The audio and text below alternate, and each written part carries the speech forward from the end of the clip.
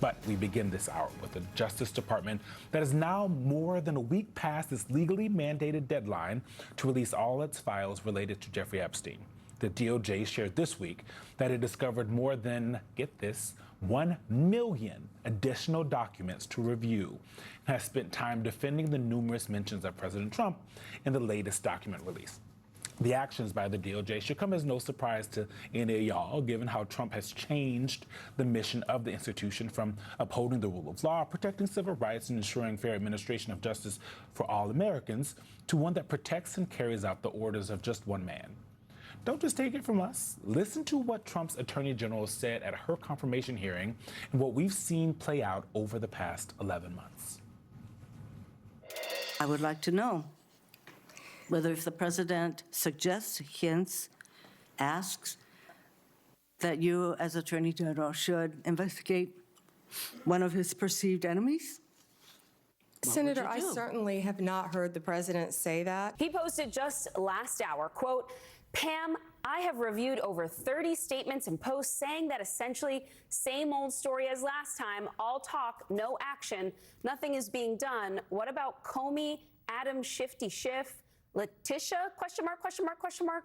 They're all guilty as hell, but nothing is going to be done. We can't delay any longer. It's killing our reputation and credibility. No one will be prosecuted, investigated because they are a political opponent. That's what we've seen for the last 4 years. We have major breaking legal news. The Trump Justice Department has now indicted former FBI Director James Comey. Today, New York Attorney General Letitia James, a major foil of Donald Trump's, has been indicted on at least one count of bank fraud. Donald Trump's Justice Department just brought criminal charges against another of the president's perceived enemies. This time, his former national security advisor, John Bolton. Every case will be prosecuted based on the facts and the law that is applied in good faith. Period. Politics have got to be taken out of the system. The president was preparing to fire Siebert for refusing to bring criminal charges against New York AG Letitia James. Siebert did not believe the evidence in an alleged mortgage fraud case against James warranted charges. But higher-ups in Trump's DOJ were pushing him to move forward anyway. The partisanship, the weaponization will be gone. America will have one tier of justice for all. A new MSNBC report has revealed that Trump's DOJ shut down an investigation into Tom Homan, now the White House border czar, who the FBI had recorded last year, accepting $50,000 after indicating he would help undercover agents win government contracts in a second Trump term. What role will the White House have in investigative or prosecutorial decisions of the DOJ? It is the Department of Justice's decision, Senator. Do you continue to believe that president should be able to order investigations? Sure. I mean, I'm the chief law enforcement officer of the country.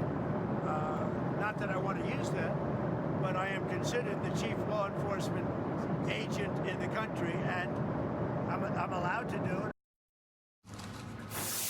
Joining us now, Glenn Thrush, New York Times Justice Department reporter, Kimberly Atkins-Storer, MS Now political analyst, columnist for the Boston Globe, and writer of the Supreme Court newsletter, The Gavel, is back with us, and Barbara McQuaid, MS Now legal analyst and former U.S. attorney. Shout out to Jonathan Hellman, our producer, for giving all of us nightmares for all of that we just watched.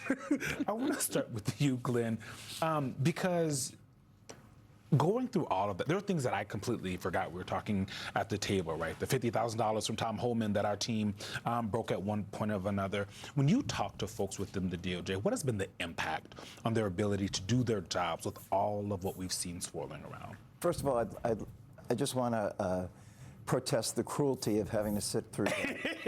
It's been literally the last, it's like watching the movie Memento. Yes. Look, I think the department has been entirely devastated. What we have now at the Justice Department is this very thin layer of political appointees who will do absolutely everything Donald Trump asks them to do. It is instructive to know that the person who is running the day-to-day operations of the department right now is Todd Blanche, who is Donald Trump's former lead defense lawyer. And as we have seen in the Epstein matter, he is behaving in that capacity, in that dual capacity. So everything that has been predicted about these conflicts of interest and the erasure of the boundaries between protecting Donald Trump personally and politically and the function of upholding rule of law in the United States has been obliterated. The name I don't think that appeared in that particular montage that is probably the most important name is Émile Beauvais III, who in the course of 5 months as essentially the third-ranking person in the Justice Department inflicted more institutional damage than perhaps any single figure in the department's history. And I'd like to throw one name out there as the person who I believe, and those of us who report on the department believe, has essentially been pulling many of the strings, and that is Stephen Miller. Why Beauvais doing the most damage? Because Beauvais was the smartest, the most operationally sophisticated, and he had a game plan. And unlike the first administration Justice Department officials, he was not willing to push back in any way, shape, or form. In fact, he saw his future as being able to expedite it as quickly as possible. And he also proved his intelligence by getting out as fast as he can, pulled the ripcord on his parachute, and became a federal judge before any of the potential Democratic investigations after the midterms, should the Dems retake the House, take place. Yeah.